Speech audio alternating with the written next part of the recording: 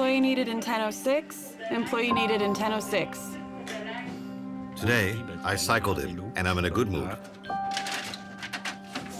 The patient list. In the summer, all the hospitals in Quebec function slowly. I'm operating on Lausière, knee pain. Everyone goes on vacation, but illness never does. The ones who are left work harder. Have a good day. Have a nice day. Don't call me. Sort it out yourself. Don't call me. Get on with it. Today's going to be hard. How are you? Just nervous? I'm just a bit nervous. That's normal. If you weren't nervous, that wouldn't be normal. I scheduled 3 cases. It's definitely a bit optimistic. I have another one. I'm doing everything today. It's good to be hopeful. I'm here until tomorrow morning. We'll see. Today's a special day. Residents graduate into the start of the working year on July 1st. There they are. Hello, newbies. What's odd about today is there are people I've never seen in my life. François Maki? Amélie Saint-Jean, externe. Externe, okay. Ariel, anesthesia. Welcome. Another one in anesthesia. Excellent. Welcome to intensive care. Imagine a company where everyone gets promoted on the same day. Who's going to take care of Miss Carl? I will. You will. Your challenge is to try to get her ready to take out the tube and explain to me what you're going to do over the coming minutes and hours. They arrive bursting with questions. When a huge number of staff, nurses, respiratory therapists, secretaries, everyone is on vacation. I'll do some research. It isn't any old day because it's their first day. It could be the worst day of the year in intensive care, and that will be their first day. Hello, Alain. Yesterday went well, but we don't know how today will be. I think we couldn't wait for it to get hot. Sometimes it gets a bit too hot. That gets a bit unpleasant. The good thing about the 6th floor is there's a water fountain. Maisonneuve-Rosemont Hospital opened in 1954. We all know that back then, air conditioning didn't exist. Ms. Germain, don't you find it too hot? It's not too hot, but it's hot. The hospital shape means that air doesn't circulate very well in the building. When it's hot in the hospital, we feel it a lot since we're on the top floor. Heat rises a lot. It's pretty hot today.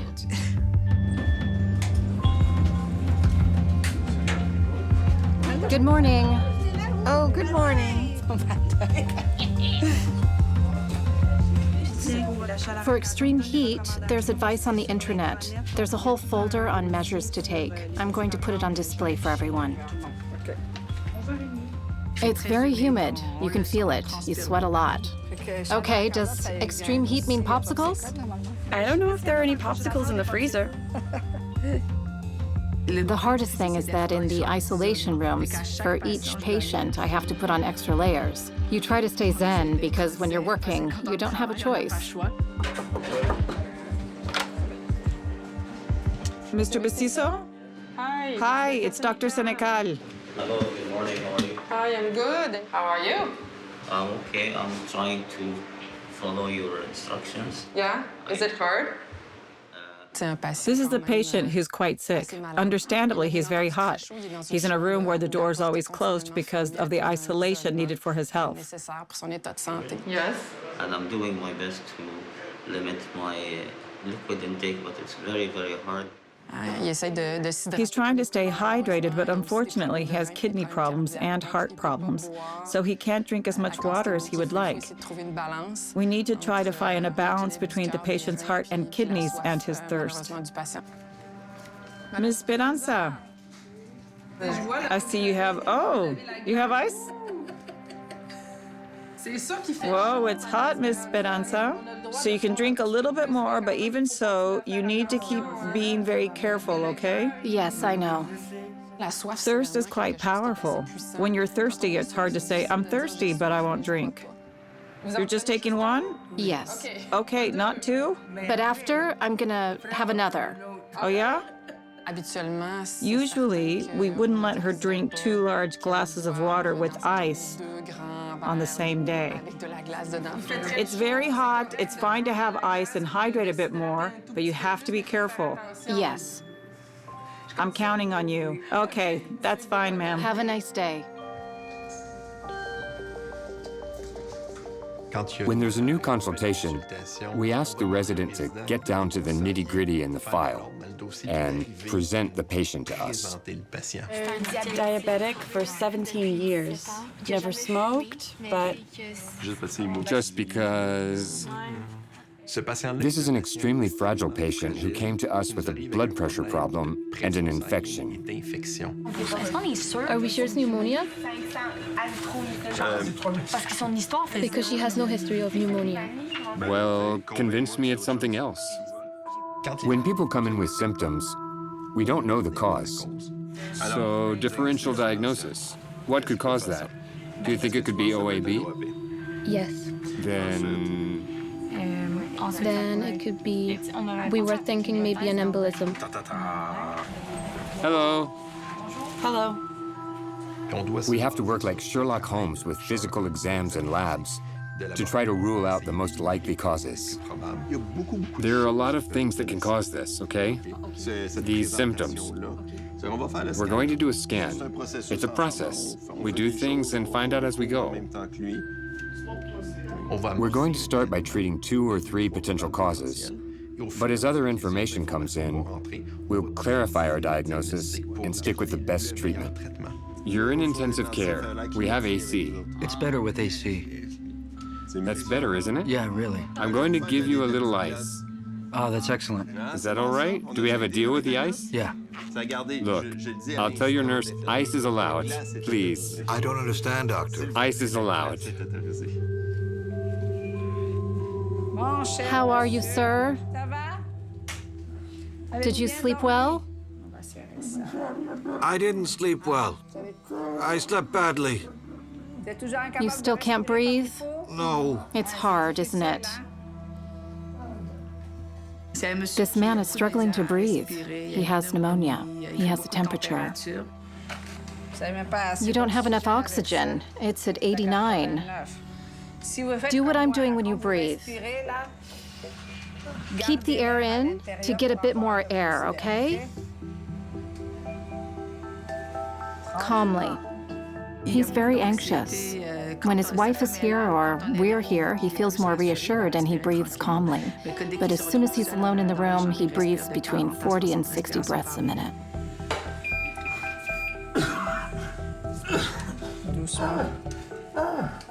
Slowly, slowly, slowly. Take time to breathe. He has terminal pulmonary fibrosis. He could stop breathing at any moment. Do you need a little injection to slow down your breathing? Injecting? It should make you feel better. This heat is going to intensify his condition. It's going to be hard for him to breathe.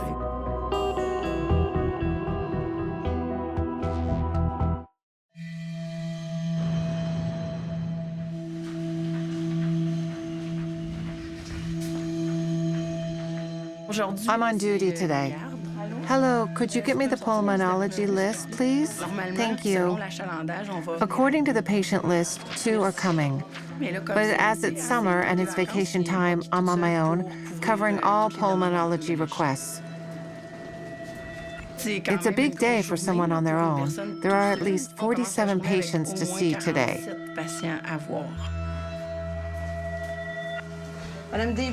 Miss Desbiens, hello. What's the matter? I went on a trip to Cancun. Was the weather nice? I had digestive problems. I don't know what happened. When did you start getting out of breath? Since last Sunday. Can you sit up? Breathe. Oh my. In the summer, it depends on the temperature. If there's a lot of smog or extreme heat, patients will be uncomfortable at home. We'll give you the intravenous medication so you feel better, okay? Yes, you're very kind. Thanks a lot. Have a nice day. The month of July will be a bit of a race to see all my patients because in August, I'll be away for 3 weeks. A bit of fresh air and we're all right. This morning's first case is rather complex. It's a prosthesis that got infected. Did you see the game yesterday? Yes. They were robbed. Yes. We're going to remove the prosthesis and replace it with something else. There's a risk of infection. We don't know exactly what we're going to find. That's what caused... That's what caused the pseudoaneurysm. See how it looks? When you're on your own and working on big cases in the summer, and there are no other vascular surgeons in the building, it's a bit more pressure because it has to go well. Oh boy. Do you want to change your mask? Did I mention it could bleed or not yet? A vascular surgeon is like the operating room's firefighter. When there's bleeding, you're the one they call. If your patient bleeds, then there's no one else you can call. You don't have another firefighter to call in the summer. You're on your own. How are you? Did you have breakfast this morning? Because I didn't tell you, but you won't have time for lunch. A surgery like this usually takes 4 or 5 hours. Do you usually need lunch? Yes? Whoops. I'm really on my own today. I estimate I'll be in surgery for at least 6 to 7 hours.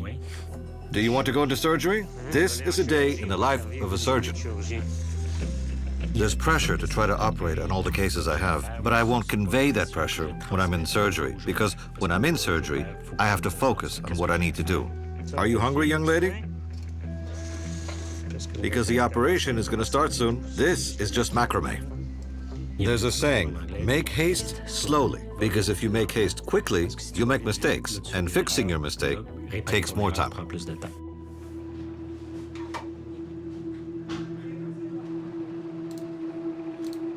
It's been hot and humid for a few days. The 10th floor called me. On the 9th floor, it's really hot. When you open the door to the stairway, you feel an unpleasant wave of heat. Then you don't know why, because the suction was changed, right? Yes, because of the suction. If you call radiology, maybe they'll stop by. Especially when it's humid, patients have a hard time. They feel more oppressed. Hello. Hello. How are you? Yesterday I felt unwell. I don't know if they told you. No, what was it? I was really hot and sweaty.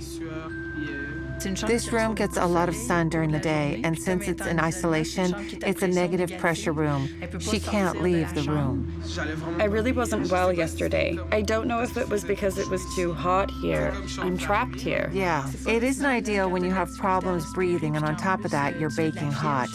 I agree with them, and I'm not acting like it's normal. I think they have a right to be more comfortable. Thanks, bye. Bye.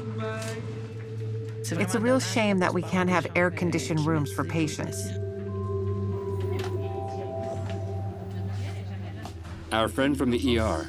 He's already gone He's up. already gone up, okay? At the back. Where did you put him? M4. Thanks. No problem. Our new friend will need a central line. In intensive care, we have a responsibility to train the residents to manage acute complications and disasters. We have to teach them the techniques that will allow them to save lives and stabilize patients. I don't know. It should be the same. Yeah, it's the same thing. Perfect. It's a risky procedure in the sense that this vein, the jugular vein, is next to the carotid artery, which is one of the body's biggest arteries and brings blood to the brain. Go higher? The top of the lung rises to here, so there's a possibility the needle will pierce the lung. It's a delicate procedure. One piece of advice: speak to your patient so he understands what you're doing. This patient has an added difficulty. He's awake, so he can move.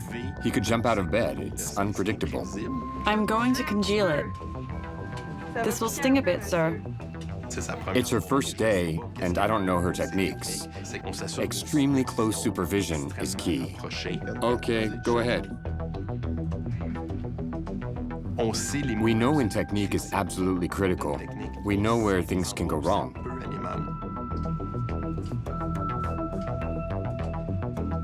This isn't the same. No? No, because it doesn't fit. Keep your hands Sir, still. you mustn't move. You mustn't move, okay? It's nearly over.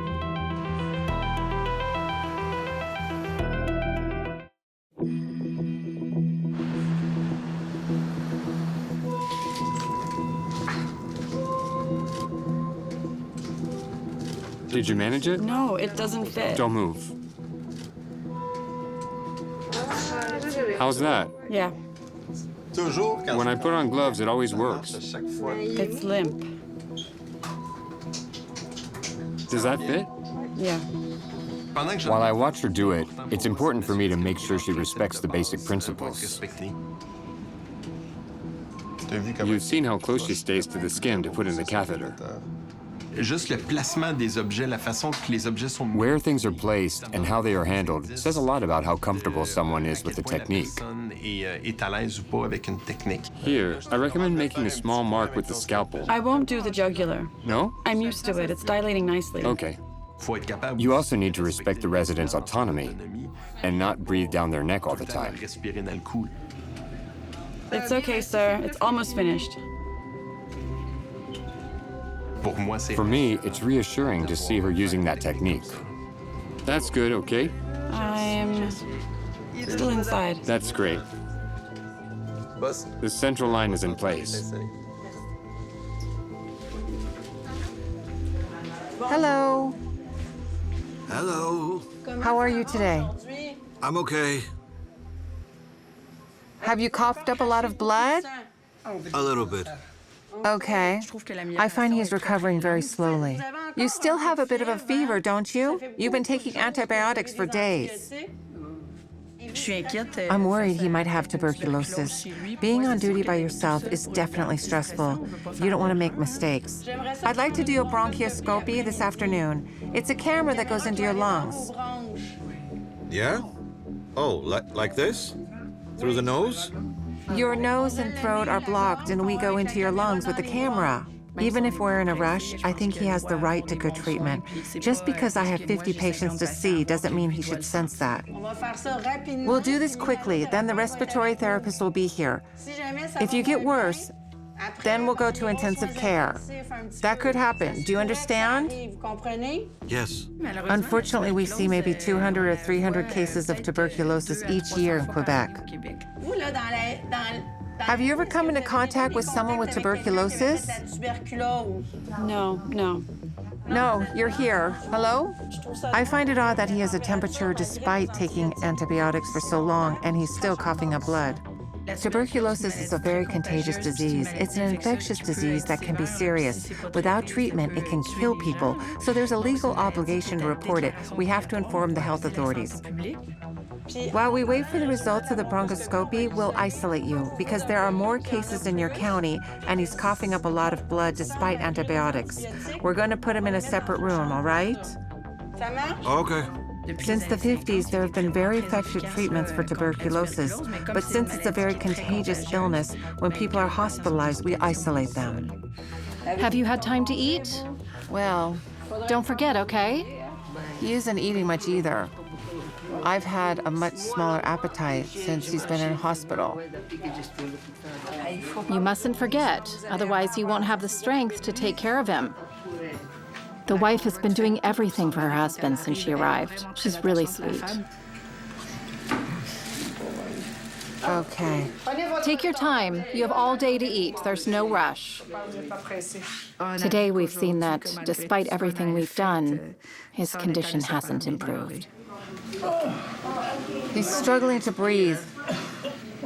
Don't get stressed. He can't eat properly. It's too hard to eat, right? Are you okay? You can't carry on, can you? For a few days, we tried to guide the family to let them know his condition wasn't stable enough and maybe his wife wasn't ready yet.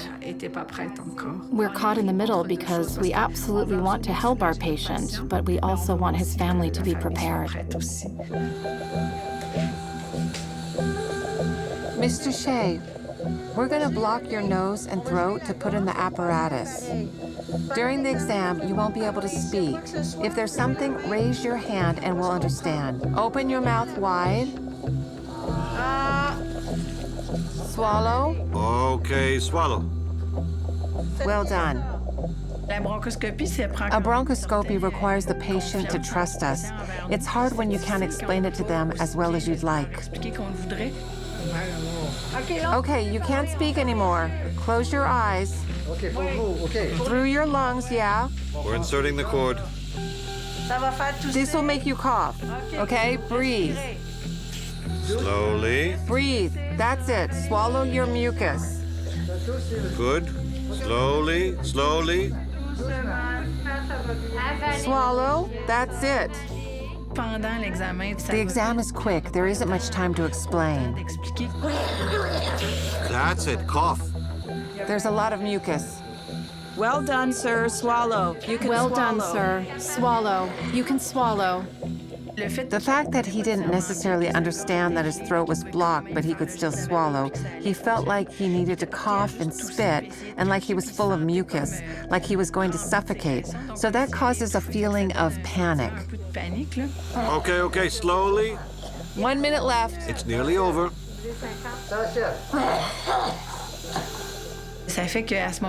It means we have to go faster to finish the exam. Okay. Finished. Okay, I'll go see your children. He's going to stay here for 30 minutes with both nurses in the little room next door. Then he'll go upstairs to the 6th floor.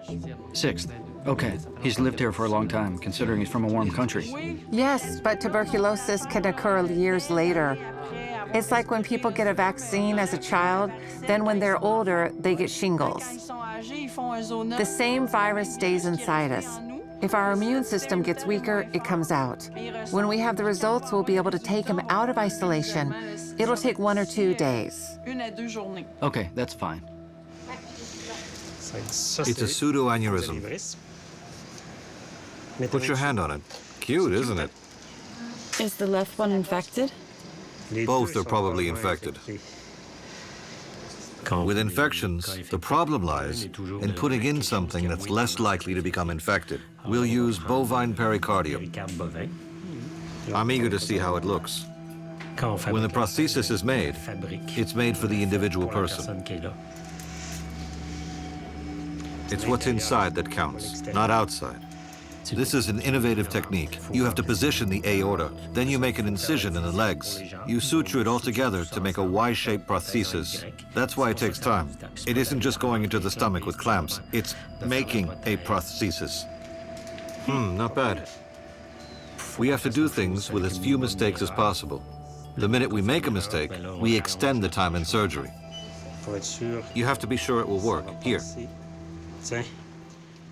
The longer the surgery takes, the worse for the patients. They get cold. They have a higher risk of bleeding. Is that okay?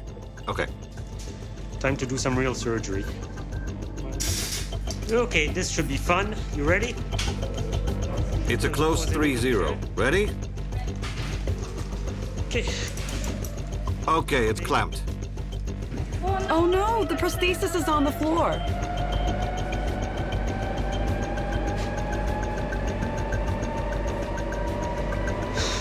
The prosthesis fell on the floor. I'm not sure how to explain what's going on in my head. No, I just need to think. I just need to think. It's contaminated. I can't just pick it up and put it in. No, but if there isn't enough pericardium, I'm screwed.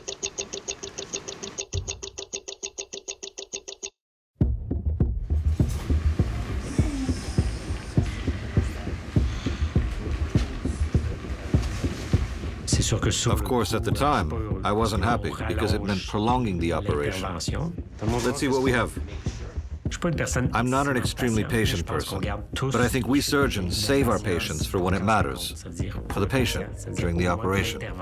I have grafts 6 and 8. Is that the small one? Yes, this is tighter. When things happen, it's no use getting angry. It won't change what's happened. It's no use pointing the finger. The last thing I want is for the people around me to feel like there's drama. Okay, Okay, give me a gun. A gun? Yeah. Because if I think there are no solutions, there's no one else in the room to say, I have one. How many of these do we have?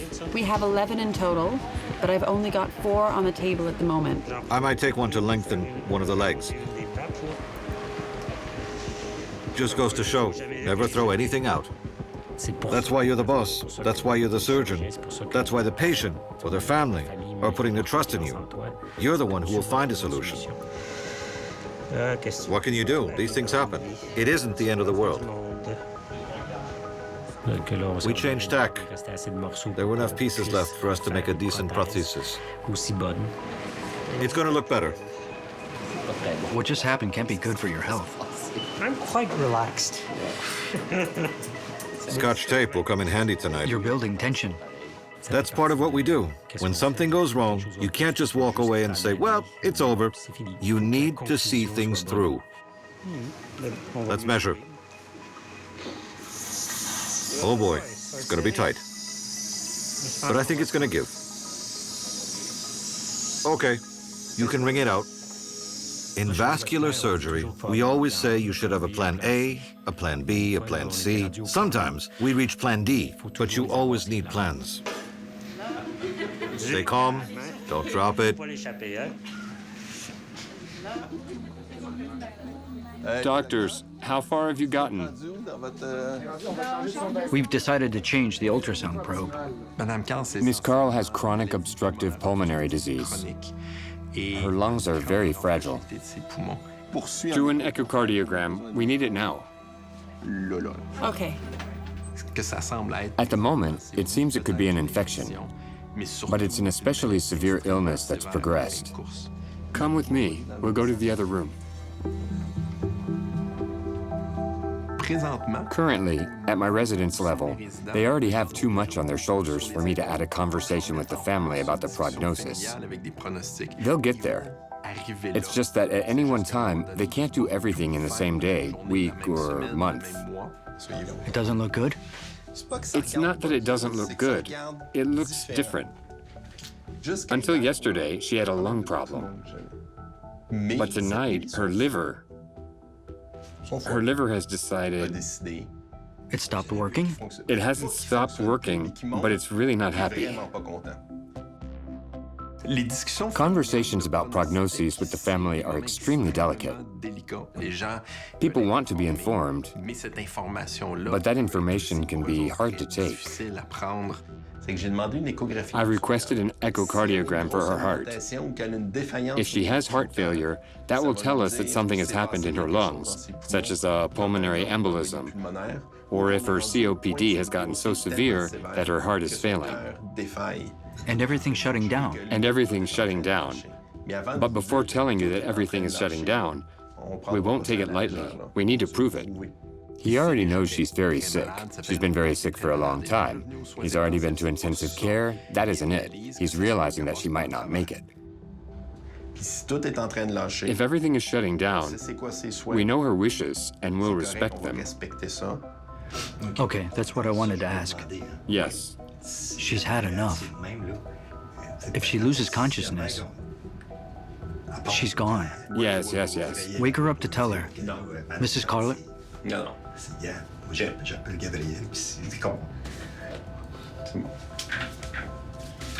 Clearly, he's going through a flood of emotions. He's coming to terms with many things.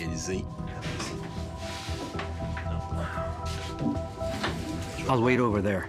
Yes, I'll tell them to come get you as soon as the catheter is put in. I'll be there. I know. You aren't hard to find.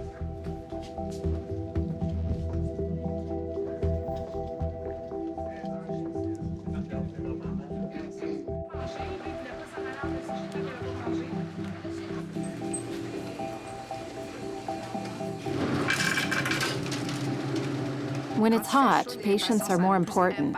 We do what we can. Usually there's a water cooler and ice in the morning, but we put out more in the afternoon. I'll bring you a cup of ice because it's hot. At least we can pack up and go home in the evening to have a shower, while the patient has to stay in bed in the heat. A bit more water? A bit more.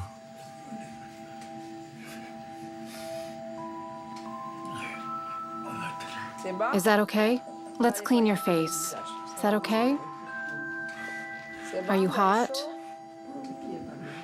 It's important for the patient to be comfortable, but it's important for the family to understand where things are headed. We are having multiple organs not doing very well,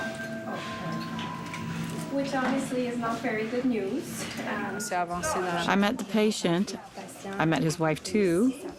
Yeah. Today he was complaining a lot. No, they agree. They agree? Yes, we're going to stop antibiotics. We're going to put him on regular morphine. I'm good. You? We'll try to change his room. We'll put him in a room on his own. Okay, where? In this department? Yeah, in this department, because eventually, in his condition, the way he's going, we're going to give him medication, and there will come a time when he's no longer conscious. He'll go peacefully. How many days does he have? It could just be 1 or 2 days. From today?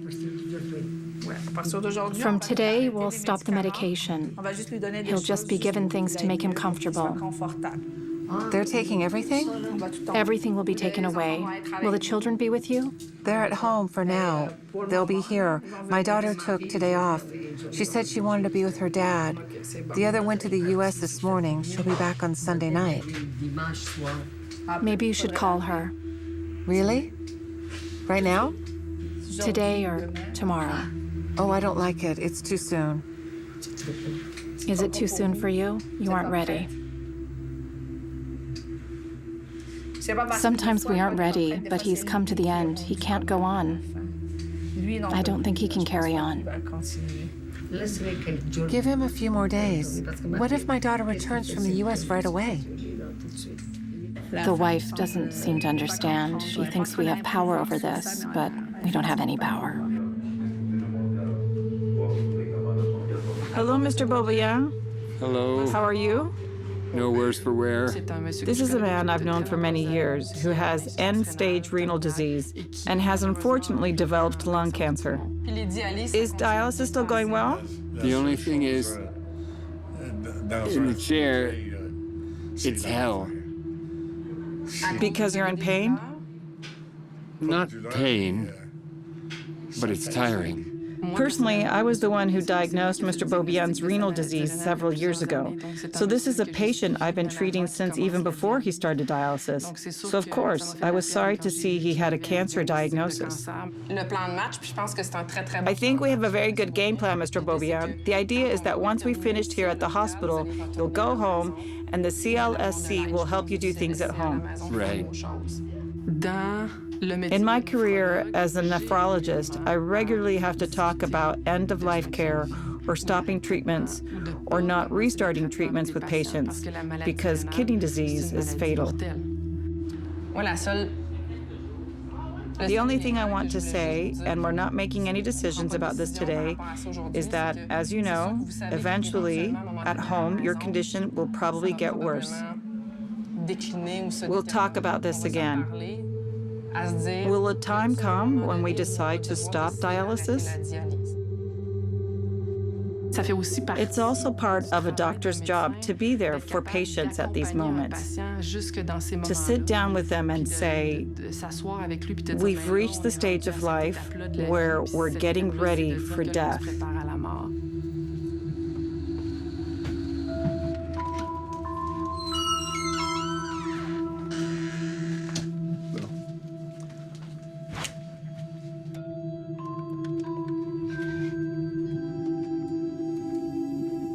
Yes, hello, this is Dr. Marquis. Am I speaking with Miss Carl's husband? Yes. We agreed to talk again before the end of the day. I was waiting for a series of exams and results. I just wanted to give you an update. Yes. Okay. It's an emotional roller coaster. Being at the hospital was too much. He needed to take a step back. He left the hospital. It's not a problem. I understand. It's a normal reaction. You shouldn't beat yourself up about it. When it comes to these difficult moments, at some point, the emotional weight gets very heavy. You've been through several hospitalizations, highs and lows, and this is the worst moment. But there's still hope. If there was no hope, I wouldn't mess you around. I would have told you this morning, okay? When I see him like that, I want to say, okay, I need to pay attention to him too. To a certain extent, he has become my patient. I know your son isn't nearby. I think it would be a good idea, not for him to rush over, but for him to come. Because I think it could go either way. I think he'd like to be part of this moment in this conversation. Okay, tomorrow, wait for reinforcements and come with your reinforcements. All right? No problem. See you tomorrow. Bye. No problem. See you.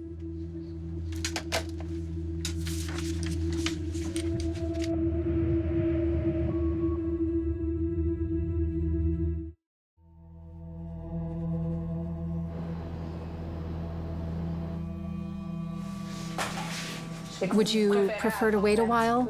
Yeah, better to wait. For your daughter? Yeah, that's right. Only, how can I put it? I'm here, but she's very attached to her father. Yeah. I've seen him every day. I don't want to do anything against her will. But I also want to relieve my patient's suffering. I want the wife's approval to do what's best for both of them. With all the oxygen we're giving him, it isn't rising. It isn't rising. It isn't working, okay, because he's there all the time. It's very difficult for him too. It tires him out. Because he can't eat, he ate 2 or 3 spoons of soup. He can't. I want her to see for herself that her husband is suffering. He's reached the end of his rope and he can't go on. But we'll just go at his pace. I hope he can stay alive until Sunday. Do you think he will? I don't know. I can't say either way. Death is so sad. Yes, death is always sad. That's why you should be surrounded by your children. You need that. I have 4 children. Do they have children too? 9 grandchildren.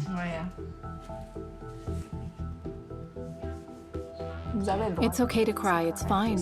You've lived with this for a long time. Often, as soon as you touch someone, they break down and cry. We call that a therapeutic touch. It's a comforting touch. Are you okay? You spoke to the doctor, right? He'll come back to speak to your mother. There are a lot of emotions. Situations like these get to me. There's no way of knowing. He might tough it out until Sunday, he might not. With the daughter, I cried. My father died 2 years ago. It got to me. Okay? Is that all right?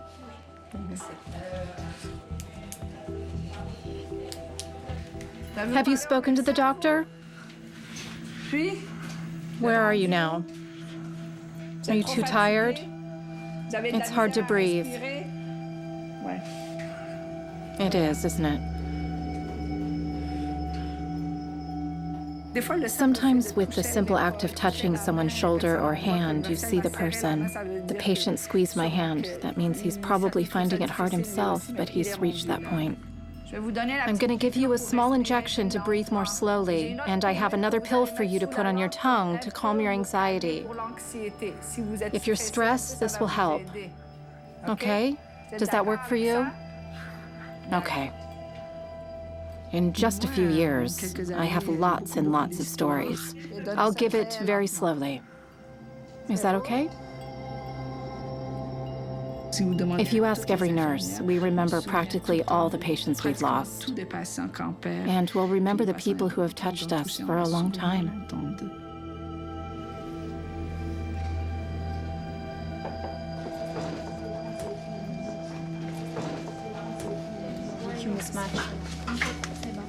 Hello. Talk to me. Miss Picard is at the back. She's 93 years old. I'm the intensive care doctor. That's good. She's filling me in. Listen and see if she misses something. Correct me if necessary. This patient is here because she has respiratory failure. All of a sudden, she couldn't breathe. She has a lot of mucus. The problem is, if it's pneumonia, your beeper won't work in the long term. Yeah. That's the problem. Hello. I'll take your spot. I'm Dr. Marquis. I'm in charge of intensive care. I'm going to borrow your family for 30 seconds. I'll bring them back to join you after. Is that all right? I'm not kidnapping them. I promise to bring them back, okay? She has an illness that's relatively acute, but relatively severe. It's the eye of the storm. She survived the first hours. My island of tranquility is making sure the family understands the different treatment options and their consequences. What does she want in her life?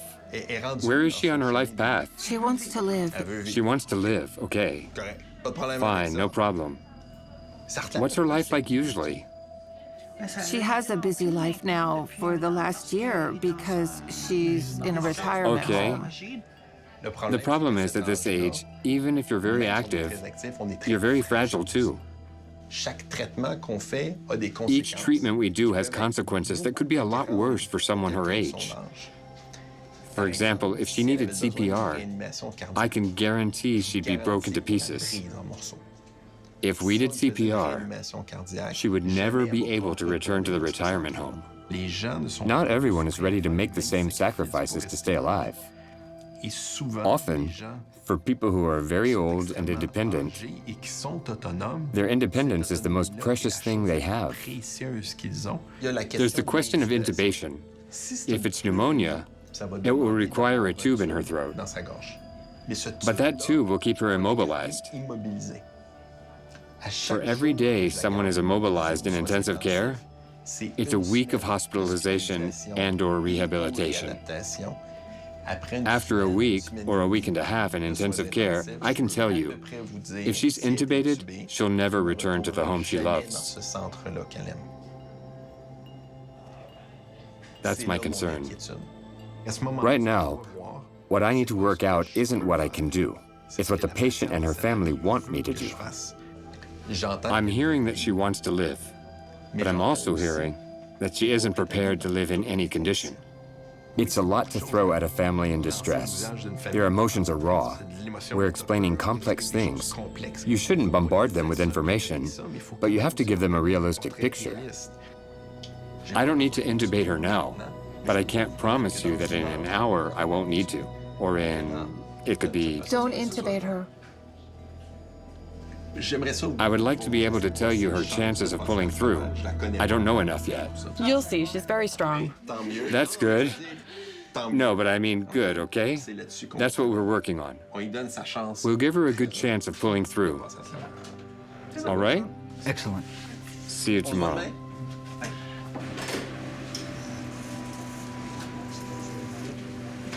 Good, the bleeding has stopped. It's actually pretty nice. Oh, it looks brand new. I'm satisfied that everything turned out fine. Above all, the patient is fine. You forget how tired you were. You forget that you've been standing there for 8 hours because it turned out fine. That's all that matters. Hi, I just want to make sure you're okay, Mr. Shea. I'm tired. Okay, tired? Seeing that he's okay with no complications from the bronchoscope, I have to admit I'm relieved. A day like today is extremely demanding. What did you just get attacked by? My papers. Ah, okay. That's all right. With the residents, it's extraordinary to accompany them and see them improve and fly the nest to become independent, competent doctors.